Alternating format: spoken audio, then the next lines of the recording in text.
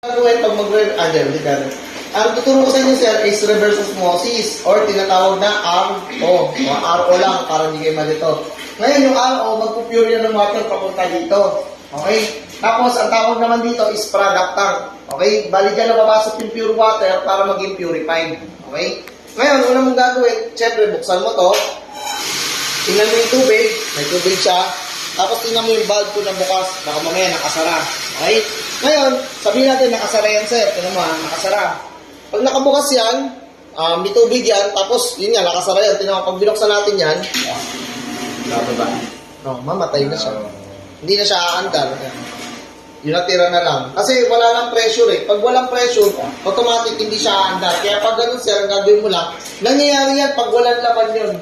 Kaya pag napansin nyo gumaganito, yan, gumaganyan, ibig sabihin nawawala na ng laman yun. Kaya ang gagawin nyo, patayin nyo lang kaagad.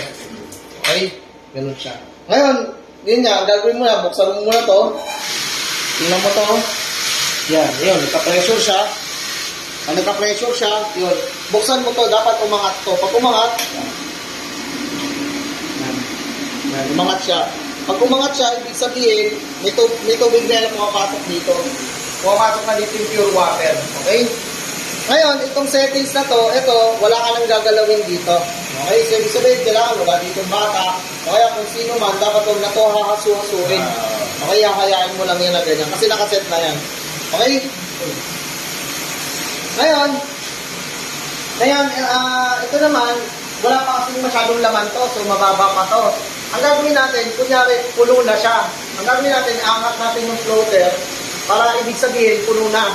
Ngayon, pag puno na kasi yan, ang tendency, mamamatay ito. Okay? Hindi mo yung angat na. Yan. Diba namatay? Malaman mo namatay, bumaba ito. Tapos, syempre, titigil na rin yung motor sa kabila. Ito kasi yung motor ng RO. Ito yung RO pump. Okay? Pag nawala ng pressure lang, kusang titigil to. Tapos, sunod lang titigil yun. Okay? Ganun siya.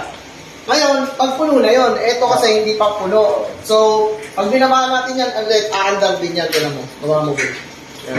Pag pinandar natin yan, pag umangat, yun, andar siya. So, ibig sabihin, pag walang tubig to, automatic, namamatay yung motor.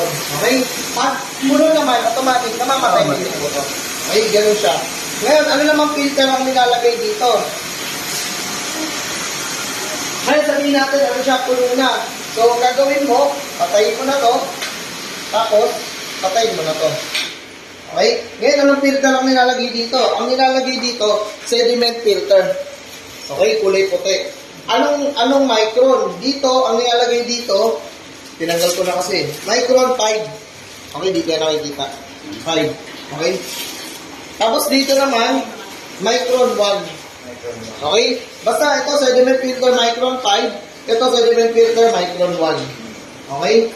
Ngayon, kailan naman ito pinapalitan? Pinapalitan to every 2 weeks. Okay? Every 2 weeks. Paano pagpalit nito? Di ba pag nagpalit ka ng filter nito, pinapatagas doon. Doon. Yan, dyan, sa gooseneck. Pinapatagas. Ngayon, ito naman, para matanggal mo yung pressure nito. Kasi pag kinat mo yung tubig, di ba, kinat mo. Pag binuksan mo yan, hindi mo rin yung mabuksan. Kasi matigas yan, may pressure yan. Ang kailangan mo gawin, dito.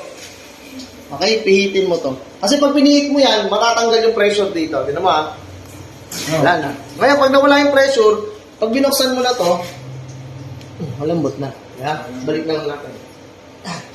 Ngayon, pag binuksan mo na ulit siya, andarin mo, pag walang tagas yung gawa mo, ibig sabihin, okay yung pagkakabit mo. Tapos, check mo ulit, may tubig. Okay? Ngayon, pag bagong palit ka nito, di ba bagong palit ka nito ng filter, 2 weeks, pinalitan mo. Ang gagawin mo, papatagasin mo muna to. Okay, patagas ka dito. Patagas ka doon. Yan. Lalabas dyan, dapat 2 minuto. 2 minuto, okay? After 2 minuto, ayan, 2 minuto, isara mo na to. Yan, aangat na yan. Siyempre, pwede mo lang buksan to. Pag umangat, yun. Pumapasok na yung pure water dito. Okay?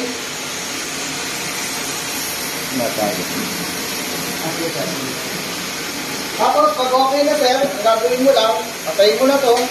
Tapos, patayin mo na to. Okay? Ganun lang siya sir. Okay na? Okay. Next na.